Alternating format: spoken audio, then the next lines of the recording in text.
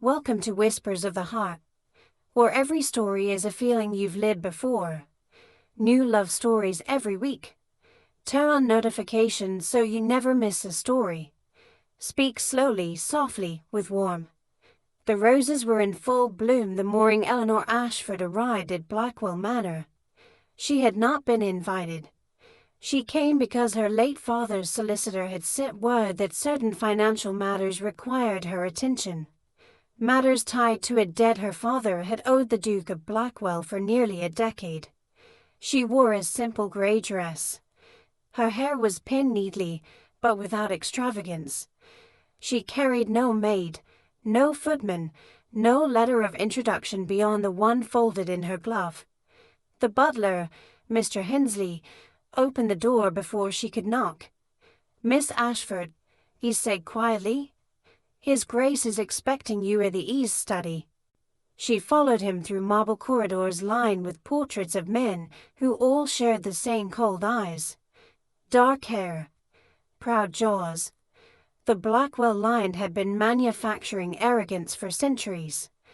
The Duke of Blackwell, Edmund Ashford Blackwell, the fifth of his name, was standing at the window when she entered.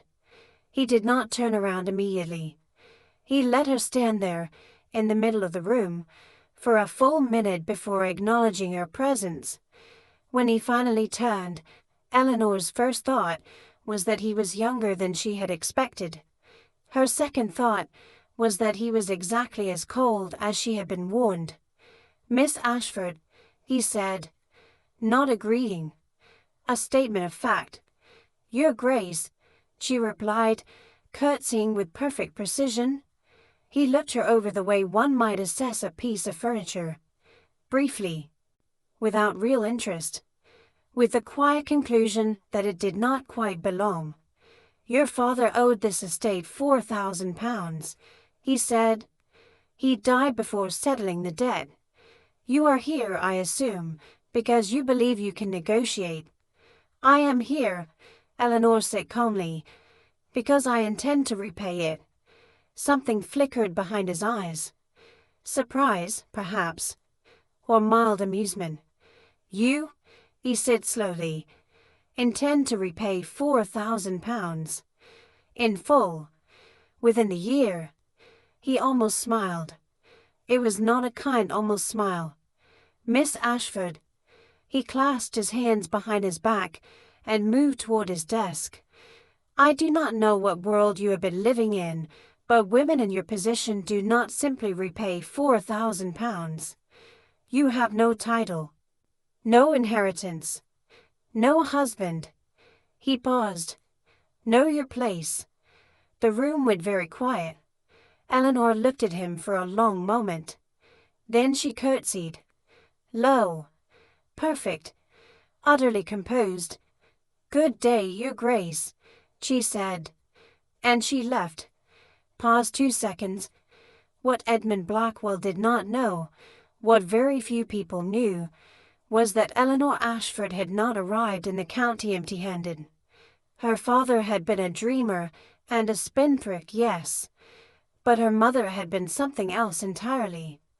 A woman of extraordinary quiet intelligence, who had spent 30 years carefully, invisibly, building something her husband never knew existed. A fortune, not a grand one, but a careful one, invested in trade, in wool, in a small fleet of merchant ships that carried cotton from Liverpool to the continent and returned with silk. When Eleanor's mother died, she left everything to her daughter alone. Eleanor had spent 2 years growing it. She had spent the last 6 months looking for the right property. She found it 3 days after leaving Blackwell Manor. Thornfield Park. 200 acres. A Georgian manor house with ivy on the east wall, and a rose garden that backed directly onto the Blackwell estate boundary.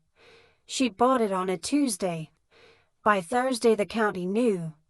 By Friday Edmund Blackwell was standing at his library window staring at the lights of Thornfield Park, with an expression nobody in his household had ever seen on his face before. His housekeeper, Mrs. Dover, brought him his evening tea and noticed it immediately. "Is something wrong, Your Grace?" she asked. "Who," he said quietly, "bought Thornfield Park?" Mrs. Dover set down the tray. "Miss Eleanor Ashford, Your Grace. Paid in full, they say. Cash."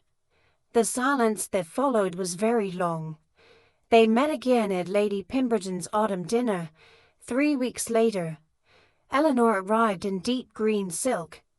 Her hair was dressed with small pearls that caught the candlelight. She was not the grey-dressed woman who had stood quietly in his study. She was something else entirely, and every man in the room noticed it. Edmund noticed it most of all. He noticed it, and immediately resented noticing it. She was speaking with Lord Hardcastle when Edmund approached. She saw him coming. She did not look away. She did not look nervous. She smiled at Lord Hardcastle, finished her sentence, and then turned to face Edmund with an expression of perfect, polite serenity. "Your Grace," she said. "Miss Ashford." He kept his voice even.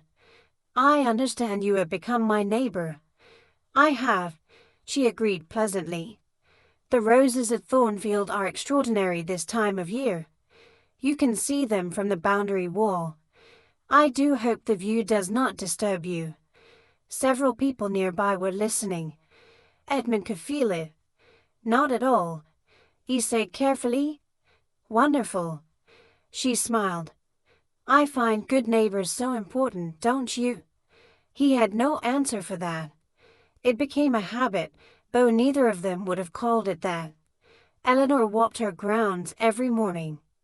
The boundary wall between Thornfield and Blackwell ran along the eastern edge of both properties, and there was a particular section where the old stones had crumbled just enough that 2 people could stand on either side and speak without shouting. Edmund rode that path every morning. He told himself it was his usual route. The first time they spoke across the wall, it was an accident. She was examining a section of crumbling stone, and he was passing on horseback. "You will want to have that repaired before winter," he said, pulling his horse to a stop. "The frost will bring the whole section down." She looked up. "Thank you, Your Grace. I will see to it." He should have ridden on. He did not ride on. "How are you finding Thornfield?" he asked. She considered it genuinely. "The east wing needs work. The kitchen garden has been neglected. But the bones of the place are extraordinary." She paused. "It has good bones." "It does," he agreed. "It was built in 1742. The original owner planted those oaks along the south drive himself." She looked toward the oaks. "They are beautiful." "Yes," he said. But he was not looking at the oaks. It was a Tuesday in late November when the storm came. Eleanor had sent her staff into the village before the weather turned, and found herself alone at Thornfield when the sky opened. The wind came first, rattling every window in the east wing. Then the rain. Then, somewhere in the back of the house, the sound of something giving way. The old kitchen roof. She was in the kitchen with a bucket and rising water around her boots when she heard the knock at the front door. She opened it to find Edmund Blackwell standing on her doorstep in a riding coat dark with rain. He looked at her. He looked at the bucket. He looked at the water on the kitchen floor. "I saw the roof," he said simply. "I have men. May I send for them?" She looked at him for a moment. "Yes," she said. "Please." His men arrived within the hour. He stayed. He did not quite explain why, and she did not quite ask. He stood in her kitchen drinking the tea she made him while his men worked above them. They talked for 3 hours. About the estate. About the history of the county. About her mother's merchant ships and his father's terrible investments and the strange unlikely ways that fortunes were made and lost. He told her things he had not told anyone. When his men finally came down and reported the roof secured, the storm had passed. The kitchen was dry. The candles had burned low. He stood to leave. He put on his coat. He turned to the door. Then he stopped. "Miss Ashford," he said, without turning around. "I said something to you.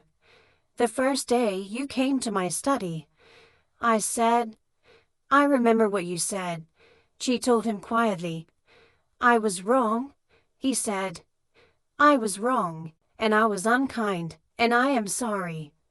The room was very still. "I know," she said. He turned in.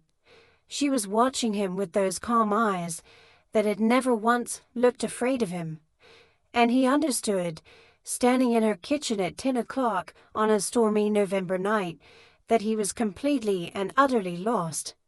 She hosted Christmas. Thornfield glowed from every window. The long dining table seated 30, and every seat was filled with people laughing in a way that Blackwell Manor had not heard in years. Edmund sat across from her. They talked all evening, and at some point Edmund realized he was smiling. Not the cold, almost smile of the study. A real one. A smile he had not worn in so long it felt unfamiliar on his face. After dinner Edmund found Eleanor standing alone at the window, looking out at the frost on the garden. He stood beside her. "You have done something remarkable with this house," he said. "It just needed someone to love it," she said simply. He looked at her profile in the candlelight. "Yes," he said softly. "I think that is true of most things." She turned to look at him. Something passed between them, quiet, certain, inevitable. "Edmund," he said. She blinked. "I beg your pardon." "My name," he said. "It is Edmund. I think, after boundary walls and storms and Christmas dinner, you might use it." She was quiet for a moment. Then, very softly, she smiled. "Eleanor," she said. "I know," he told her. And the way he said it made her understand that he had known for quite some time. He came to Thornfield on a January morning, when the ground was white with frost. She was in the rose garden, examining the dormant canes, when she heard his horse. She stood and waited. He dismounted and walked toward her, and stopped a few feet away. He looked, for the first time since she had known him, uncertain. "I have been practicing what I wanted to say," he said. "I had a speech." "What happened to it?" she asked. "I forgot it entirely somewhere on the drive." He looked at her. "Eleanor, I came to your father with a debt, and I treated you like a problem to be managed, and you curtsied and laughed and bought the estate next door, and spent 3 months being the most remarkable person I have ever encountered in my entire life, and I—" He stopped. "Yes," she said. He blinked. "I haven't asked yet." "You have been asking," she said quietly, "since the night of the storm. I have been waiting for you to find the words." He reached out and took her gloved hand in his. "Will you marry me, Eleanor Ashford?" he said. "Not to settle any debt. Not for any reason except that I cannot imagine standing at another boundary wall talking about roses with anyone else for the rest of my life." She looked up at him. Her eyes were bright. "Yes, Edmund," she said. "I will marry you." The frost glittered on the rose canes around them. Somewhere in the bare oak trees, a bird began to sing. Epilogue, speak very softly and slowly. The roses at Thornfield bloomed early that year. Eleanor, the Duchess of Blackwell, though she still sometimes forgot to answer to it, was in the garden when Edmund found her, as he usually did on Sunday mornings. She was kneeling beside a rose bush with her gloves off and her dark hair loose, entirely unbothered by the dirt on her dress, talking softly to the plant the way she talked to all her plants. as if they were old friends. He had told her once that it was eccentric. She had told him that everything worth loving required conversation. He believed her now. "Edmund," she said without looking up. "You are staring again." "I am," he agreed, walking toward her. "I have decided I am allowed." She sat back on her heels and looked up at him.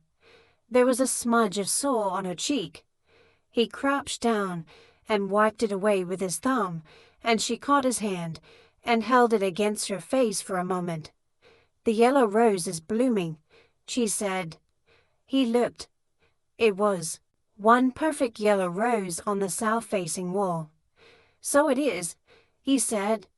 She smiled at him, the full, warm, unguarded smile that still, after 6 months of marriage, made his chest feel strangely tight. "You told me once to know my place," she said. "I did," he said quietly. "I was a fool." "You were," she agreed pleasantly. "But you learned." He laughed, a real laugh, low and warm. And she stood and took his arm, and they walked together through the blooming roses, while the morning light fell gold across Thornfield and Blackwell both. She had not just bought his neighbor's estate. She had, quietly and completely, changed everything. And he would spend the rest of his life being grateful for it.